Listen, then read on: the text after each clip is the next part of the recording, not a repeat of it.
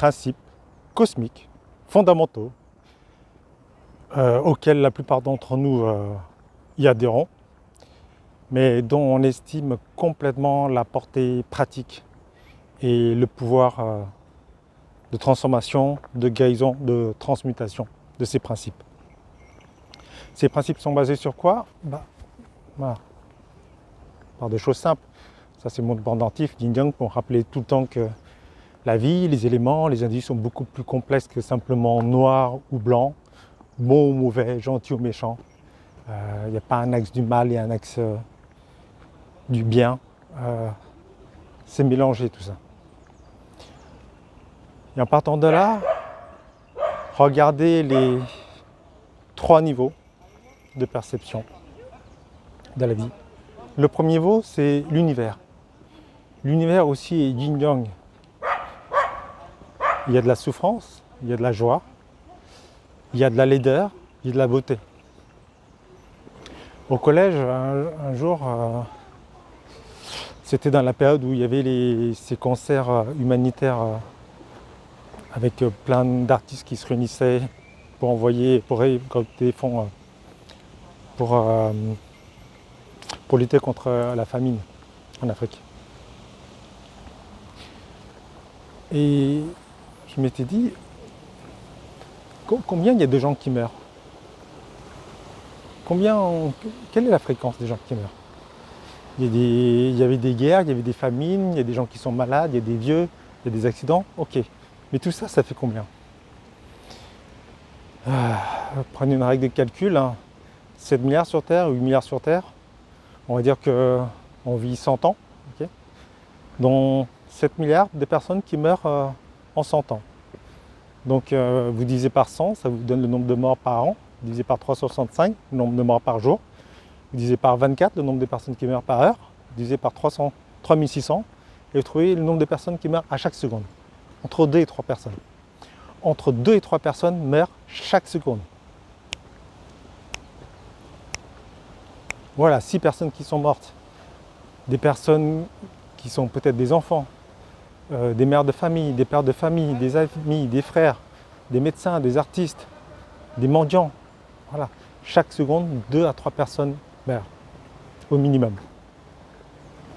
Et ça m'avait plongé dans une tristesse vraiment infinie.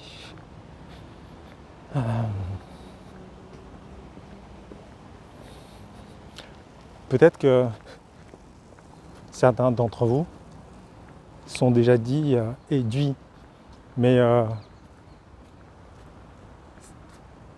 s'il y en a qui meurent, il y en a aussi qui naissent. Et vu que la population grandit, il y a encore plus de gens qui naissent.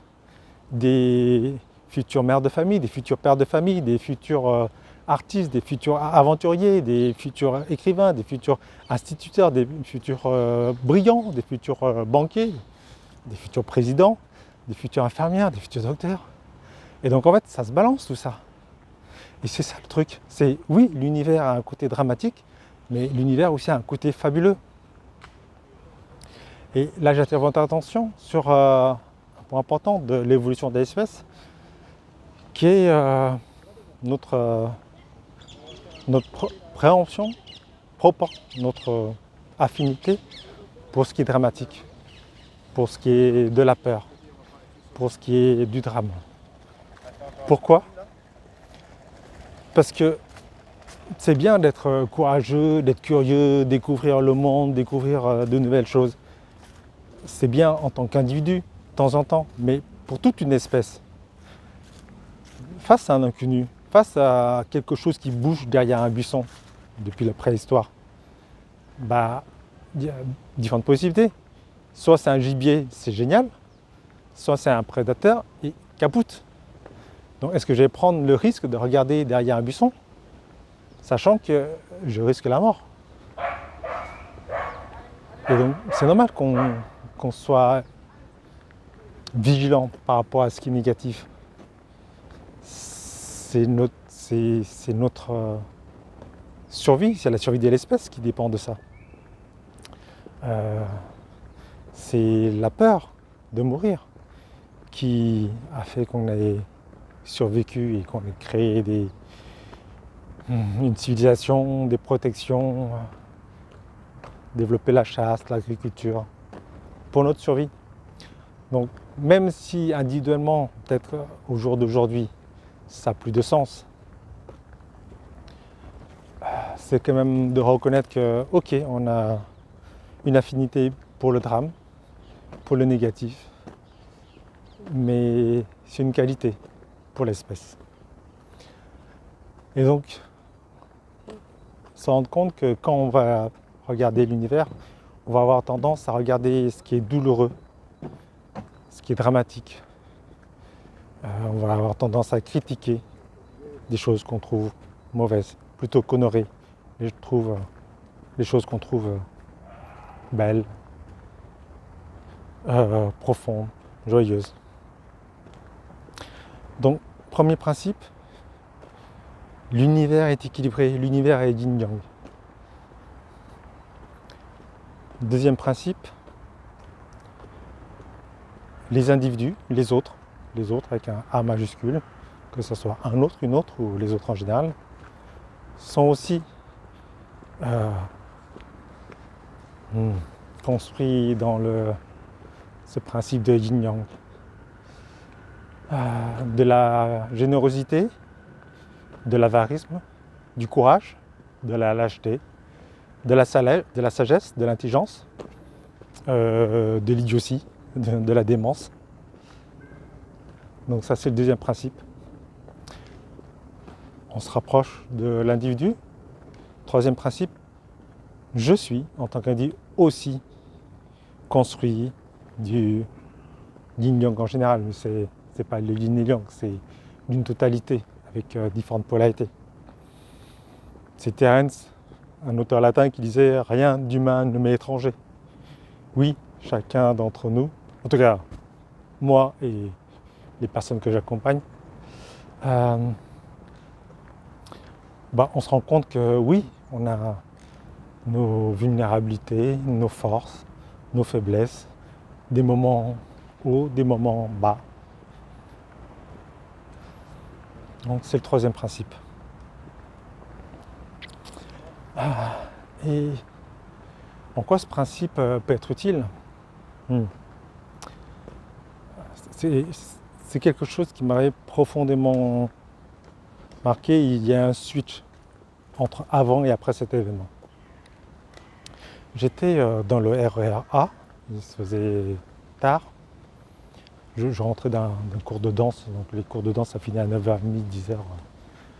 Donc voilà, le wagon, il y avait du monde mais c'était pas rempli non plus. Donc on était rempli à 1 sur 2, 1 sur 3 des fauteuils étaient pris. Il y avait un couple dont l'homme était visiblement alcoolisé, il avait le teint bien rouge. Il tenait des propos agressifs vis-à-vis de la femme qui était avec lui. Et on sentait le ton monter. Et les gens dans la rame de RR, moi y compris, on était gênés par ça. On sentait, regard qu'on échangeait, qu'on n'était pas à l'aise, qu'on n'était pas tranquille. Mais on ne savait pas quoi faire non plus. Puis le ton monte, de plus en plus de violence dans ses propos, dans sa voix. Et je sentais en moi un bouillonnement, de la colère, une envie de justice. Je trouvais que c'était absolument injuste d'user de sa force pour obtenir une domination sur une autre personne. Et ça monte. Et à un moment donné, je sentais vraiment de la colère. J'étais prêt à me battre. Bon, le gars était quand même bien plus grand que moi, donc moi je suis un petit gabarit. Le gars était plus grand, mais je me suis dit, ok, il est grand, mais comme il est un peu sous, si jamais on en vient aux mains, je pourrais toujours courir dans la rame de métro. C'était une rame à 2 étages, donc monter, descendre, et il ne pourra pas me rattraper parce que lui, il avait moins l'équilibre. Donc, il y a ce moment-là, c'est là que je suis intervenu. Vraiment, je suis intervenu quand j'étais prêt à en venir aux mains s'il fallait. Donc je me lève, je me rapproche de lui et je lui dis de se calmer. Voilà. Surtout que en fait, ce qui a déclenché mon intervention, c'est qu'il a poussé. Ça partenait avec ses mains. Il n'a pas poussé fort, mais il a poussé quand même la femme sur le fauteuil. Jusqu'à présent, il n'avait pas utilisé de force physique. Là, il l'a fait. Donc je suis intervenu, je lui dis d'arrêter, que ça ne se faisait pas. Là, évidemment, il s'est emporté. Du coup, la femme est intervenue pour le calmer. Et il a continué à vociférer. Moi, je me suis remis à ma chaise, continué à parler, mais toujours est-il que depuis mon intervention, il n'a plus touché à sa compagne. Et pendant les 48 heures qui ont suivi, j'étais comme ça, je tremblais tout mon corps parce que j'ai vécu un moment de grand stress. Je vous ai dit, j'étais prêt à en venir physiquement. Ça n'arrive pas souvent. En plus, j'ai fait que 6 mois d'aïkido et 2 séances de karaté dans ma vie, donc c'était pas avec ça que j'allais le maîtriser. Donc il y avait la peur de la confrontation physique qui était là. Et pendant 48 heures, j'étais vraiment en état de choc. Troisième jour, j'ai pu prendre un temps pour me poser, pour méditer et pour mieux analyser ce qui s'est passé. Et pour revenir au troisième principe qui est que je suis une totalité, je me suis rendu compte que je suis intervenu parce que psychologiquement j'étais prêt à la violence. Et donc en fait j'étais prêt à la violence pour qu'il arrête un comportement que je jugeais négatif. Et donc moi, lui, je suis prêt à utiliser de la violence sur une autre personne pour obtenir justice. Après, voilà, socialement, c'était une justice qui était plus valorisée. Donc je me sentais dans mon droit, dans le côté chevalier blanc. Mais le principe, c'était le même. Parce que je me suis dit, mais en fait, lui, je ne sais pas pourquoi il a vécu une situation de victime par rapport à sa compagne. Je ne sais pas quel est son passé, son enfance, les traumatismes qu'il a pu avoir ou pas. Je ne sais pas. Mais en tout cas, ce que j'ai compris à ce moment-là, c'est que lui a utilisé sa violence verbale, sa violence physique, pour obtenir quelque chose qu'il considère comme juste. Soyons clairs, je ne valide pas, je n'excuse pas son comportement. Mais je le comprends. D'accord ? Je le comprends. Je comprends qu'en fait on est pareil. Tous les deux, à ce moment-là, on était prêts à utiliser de la violence physique pour obtenir la justice. Chacun avait sa définition de la justice, chacun avait ses valeurs, chacun avait ses critères, mais la mécanique était la même. Et quand j'ai compris ça, il y a eu un grand relâchement à l'intérieur de moi. Je me dis en fait, c'est un frère humain, c'est quelqu'un qui, dans une situation d'impuissance psychologique, tente par la puissance physique d'obtenir ce qu'il voulait. Et j'ai vraiment senti la compassion pour lui, j'ai pleuré pour lui, j'ai pleuré pour nous, j'ai pleuré pour les moments où on se sent complètement démuni, on ne sait pas quoi faire et on est prêt à la violence physique ou n'importe quelle autre solution pour sortir de notre malaise.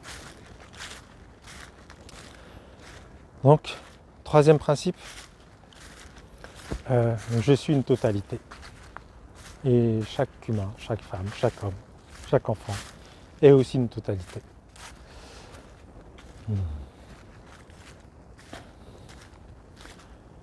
Et ce qui s'est passé à partir de ce jour-là, c'est que je n'ai plus jugé la violence qu'un homme pouvait faire à une femme ou que les enfants, un fort pouvait imposer sa force, sa dominance physique sur un autre. Et étonnamment, comme je n'ai plus cette violence, cette sorte de justice, j'interviens beaucoup plus facilement maintenant. Quand je vois un homme se monter véhément avec une femme, j'attends pas, comme dans son air, la violence monter en moi, j'attends pas d'être au bord de la bagarre pour y aller. J'attends pas que la situation soit telle que elle justifie ma propre violence. Non. Je vois qu'il y a quelque chose qui ne va pas. J'y vais et demande si tout va bien ou pas. Et je demande avec tranquillité, calme. Je ne juge pas. Je ne fais pas de remontrance. Je ne dis pas à l'homme quoi faire. Enfin à l'homme, ça m'arrive aussi d'intervenir quand il y a des adolescents qui s'amusent de manière un peu violente dans un jeu de domination. J'interviens beaucoup plus tôt. Et vraiment, ça marche. Quand je vois des gens dans la rue où je vois que l'homme s'emporte, je ne pose pas de questions. J'y vais et je demande si ça va bien ou pas. Et ça suffit, parce que ça casse la dynamique de la relation. Bien sûr que celui qui utilise sa violence physique sait que c'est pour ça que j'interviens, qu'il y a quelque chose qui ne va pas. Mais il ne prend pas personnellement, parce que je ne lui donne pas de leçon de morale. Je ne lui dis pas que je suis mieux que lui, que je connais la justice. Que je suis un chevalier blanc et que lui c'est un chevalier noir. Non, je dis rien, j'ai pas besoin de dire. J'ai besoin de dire parce que je suis pas un chevalier blanc. Et c'est pas un chevalier noir, on est juste des humains et des fois on a des problèmes. Et quand quelqu'un interrompt notre schéma, ça peut interrompre la violence. Voilà. Troisième principe. Nous sommes une totalité. Quatrième principe. Quatrième principe, c'est ce qui fait bouger le monde, c'est l'amour.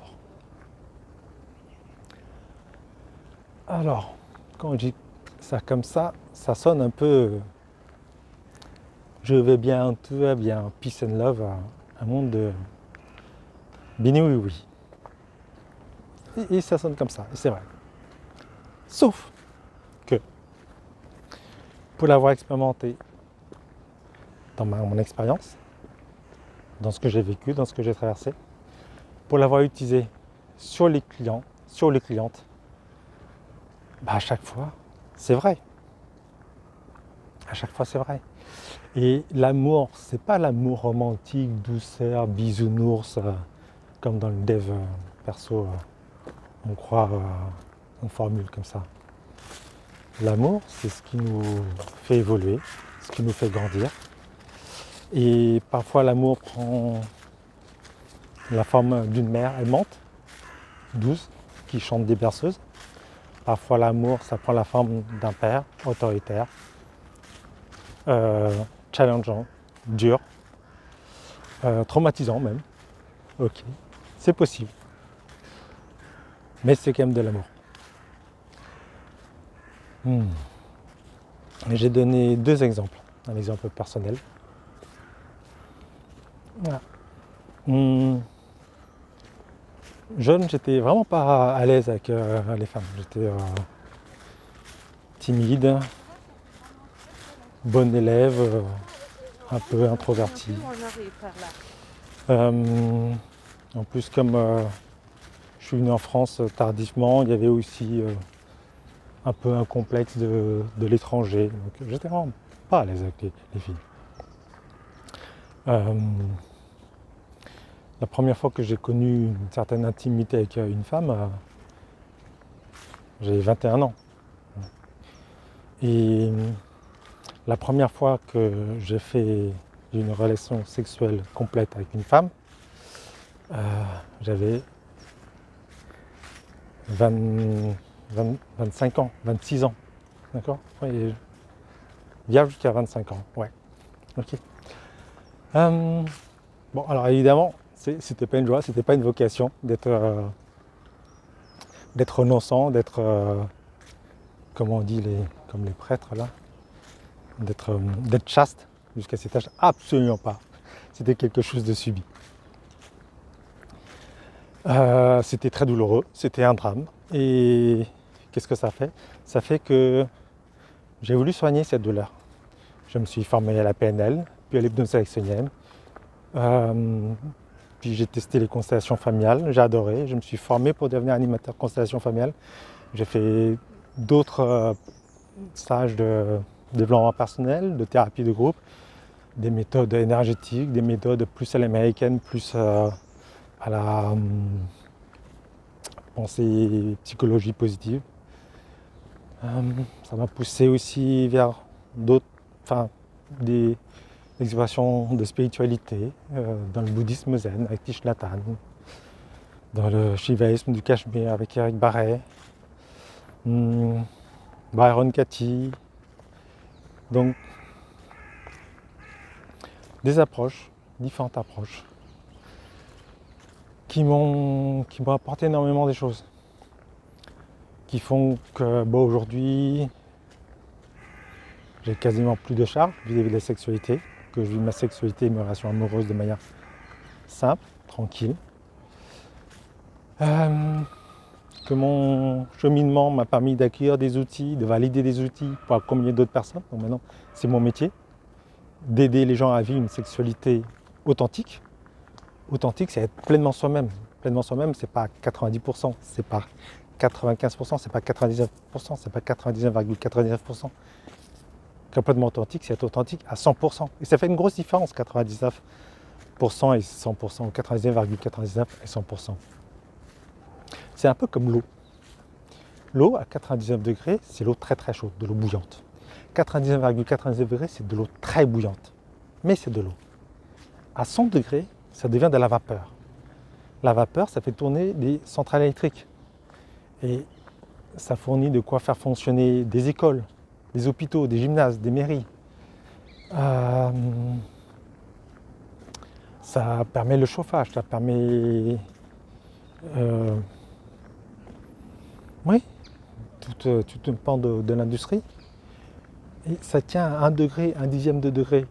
Donc il y a une grosse différence entre être complètement authentique et être très authentique. Et quand j'ai compris qu'en fait, c'est ce que j'avais vécu, dont j'avais mis l'étiquette souffrance d'adolescence, traumatisme sexuel, hein, qui m'a apporté dans ma vie ce que j'ai de plus précieux. Ah oui, parce que ça m'a apporté aussi, c'est cette tranquillité avec les femmes. Ça permet de vivre dans la danse beaucoup de sensualité. Voilà. Je pratique des danses libres et dans ces espaces, j'ai facilement des connexions très sensuelles avec une ou plusieurs femmes dans la même séance. Parce que je suis tranquille, parce que elles savent que je ne vais pas leur demander de numéro après, elles me voient respectueux et me voient apaisé au niveau de la sexualité. Ce qui permet dans ma danse d'exprimer pleinement ma sensualité, pleinement mes élans, pleinement mes désirs. Et donc, entre guillemets, traumatisme d'adolescence, ou jusqu'à 25 ans, c'est un peu plus d'adolescence, de jeune vie adulte, me permet de vivre maintenant des relations amoureuses harmonieuses, équilibrées, douces. Ça me permet d'accompagner des gens à vivre la même chose. Ça me permet de déployer toute ma sensualité, toute ma vitalité dans la danse. Et je me suis rendu compte que ça ne pouvait pas être autrement. J'aurais pas pu vivre ce que je vis aujourd'hui si je n'avais pas investi autant d'argent, de temps et d'énergie dans les stages. Et quelqu'un qui a investi autant de temps, d'énergie et d'argent dans les stages, c'est qu'il n'était pas bien.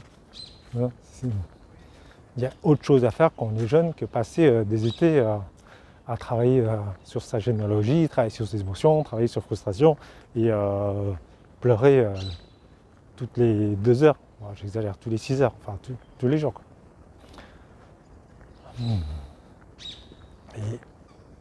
Et ça donne un autre sens à cette expérience-là. Et c'est là où on voit la magie de l'amour. C'est que on croit pas au destin. En tout cas, ce que je perçois, c'est que quelque chose s'est passé dans mon histoire qui m'a apporté ce qui est le plus précieux aujourd'hui. Et c'est pour ça que j'appelle ça l'amour. Voilà, l'amour en action dans la vie des huit.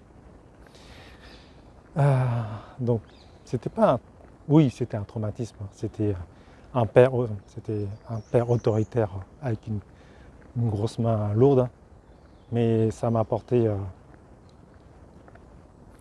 énormément de choses précieuses aujourd'hui. Et sans quoi, je serais comme la moyenne des hommes, avec une sexualité moyenne, satisfaisante, moyennement, frustration, avec des relations plus ou moins bancales. Et des danses sympas, mais qui tournent à 80%, 90%, pas à 100%. Un autre exemple, c'est une cliente que j'ai eu il y a quelques temps et en début de séance, je lui ai demandé quelles sont les choses les plus importantes pour elle aujourd'hui. Et elle me dit, c'est son autonomie, sa soif de liberté, le fait qu'elle a investi pour être indépendante financièrement, mais aussi indépendante psychologiquement vis-à-vis de la société, vis-à-vis des amoureux. Ok, je note. Après, on parle des moments douloureux de sa vie, donc des traumatismes. Et là, il y a une scène avec son père où elle considère que son père a complètement dépassé les limites, a fait déborder le vase. Et à tel point qu'elle s'est levée, elle s'est radicalisée, elle s'est opposée frontalement. Voilà, frontalement à son père. C'était très dur comme expérience. La scène était très dure. On voyait encore toute la charge émotionnelle, toute la frustration, toute la violence de l'adolescente face à une situation complètement injuste, injustifiée. Okay. L'émotion s'exprime, se déploie. Et à un moment donné, je lui propose de regarder cette expérience comme la goutte d'eau qui a fait déborder le vase. L'élément déclencheur qui a créé la bascule, qui a fait qu'elle s'est investie dans sa propre vie, investie dans ses propres décisions, qu'elle refusait de faire les études que son père lui demandait, qu'elle refusait de faire ce que la société dictait comme bien ou bon. Et c'est un peu comme ce qu'on dit, si vous mettez une grenouille dans l'eau chaude et que vous faites chauffer l'eau, si vous faites chauffer l'eau doucement, la grenouille va rester dans l'eau et va devenir complètement cuite et bouillantée. Or que si vous prenez une grenouille que vous voulez jeter dans l'eau chaude, l'écart de température va faire que hop, elle va avoir un sursaut, elle va rebondir et elle va se brûler la patte, mais elle va sortir de la casserole. Et donc cette scène, pour cette cliente, est-ce qu'on pouvait la voir comme cette goutte d'eau qui a fait déborder le vase, ce coup de chaud qui a donné le sursaut à la grenouille de sortir de la casserole? Est-ce que c'est pas ça qui a fait qu'elle a décidé d'assumer complètement sa vie, de choisir les études qu'elle voulait, d'aller où elle voulait, de refuser d'aller là où on l'imposait? Et que sans cette expérience, Alors elle a continué à négocier avec la pression de son père, avec la pression de la société. Et là, elle comprend. Elle comprend que son père, même si la scène était violente, même si ça a été dur, lui a donné exactement pour qu'elle puisse se développer, pour qu'elle puisse prendre son chemin, assumer son chemin. C'était dur mais nécessaire. C'était dur mais nécessaire pour tout ce qu'elle honore aujourd'hui. Cette soif de liberté, cette soif de vérité qu'elle a aujourd'hui, qu'elle peut vivre pleinement, c'est à cause ou grâce à ce qui s'est passé avec son père. Quand elle réalise ça, elle s'effondre en larmes. Larmes de gratitude. Je vois qu'il y a des contre-jours. J'ai décidé de faire la vidéo telle qu'elle et si l'image n'est pas merveilleuse, j'essaierai de trouver une solution pour les prochaines. Celle-ci, on va rester comme ça. Donc cette cliente, vraiment, c'est pas s'effondrer de larmes. Si, en fait, son armure s'effondre. Toute la colère qu'elle avait contre son père, qu'elle avait gardée toutes ces années, s'effondre. Et elle voit la beauté de la chose. Elle voit la beauté de son père qui a joué le rôle de père. Pas le père idéal, comme dans les bouquins d'éducation positive. On explique comment éduquer son enfant sans le traumatiser. Ok, il a traumatisé, mais elle en a fait quelque chose. Et elle se rend compte que sans son traumatisme, elle a continué à garder, elle a voulu garder la qualité de lien avec son père. Ça veut dire continuer à faire des compromis, des compromissions, autant que c'était possible pour elle. Voilà. Donc ce quatrième principe, le principe de l'amour, c'est pas un principe général, c'est vraiment un principe qui, dans mon expérience, se valide à chaque exploration. Si tu veux faire, tu peux. Si tu veux l'explorer, voilà les questions. 1. Écris d'abord les 3 choses les plus importantes de ta vie aujourd'hui. Qu'est-ce que c'est ? Le sport, l'argent, la liberté, la spiritualité, ta famille, tes enfants, ton épouse, ton mari. Et tes enfants, si c'est tes enfants, qu'est-ce qui est précieux dans votre relation ? Qu'est-ce qui est précieux pour toi avec tes enfants ? Voilà. Donc liste les 3 choses les plus précieuses que tu as aujourd'hui dans ta vie. Ensuite, regarde quelle est l'expérience la plus douloureuse de ta vie. Que ce soit dans l'enfance, l'adolescence ou la vie des jeunes adultes. Ouais, simplement dire qu'est-ce qui était le plus douloureux, traumatisant. Et ensuite, là, c'est dur, mais ô combien bénéfique quand on y arrive. C'est dire, ok, en quoi cette douleur, en quoi cette expérience douloureuse m'a aidé, m'a permis d'acquérir ce qui est si précieux dans ma vie d'aujourd'hui. Voilà. C'est pas un exercice de béni oui. C'est un exercice qui demande du courage à renoncer ses certitudes pour se poser réellement les questions, pour trouver réellement les réponses. C'est le courage de Galilée qui se demandait est-ce que la Terre était plate ou est-ce qu'elle était ronde. C'est le courage de Darwin qui se dit mais peut-être que tout n'a pas toujours été comme ça, tous les animaux n'ont pas toujours été comme ça et peut-être que il y a le temps à jouer dans le changement qui est l'évolution des espèces. Donc ça demande du courage, mais je te garantis que c'est une démarche ultra puissante et que ça peut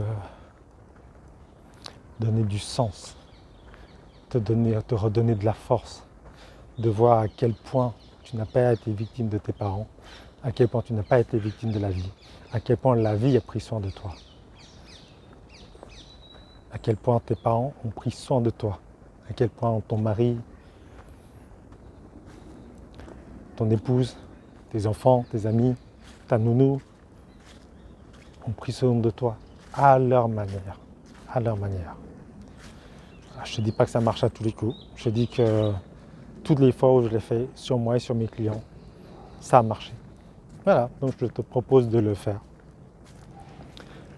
4 principes cosmiques, j'appelle ça le réalignement cosmique. L'univers est équilibré, yin-yang.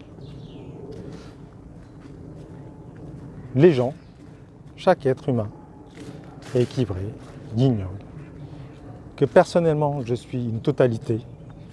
C'était, oui, Jung, Carl Gustav Jung qui disait que le but n'est pas la perfection, mais la complétude. Le but c'est pas d'être parfait, mais d'être complet. Et 4e principe, l'amour agit à notre insu, sous des formes insoupçonnées, mais qu'on pourra reconnaître si on donne du temps et de l'espace.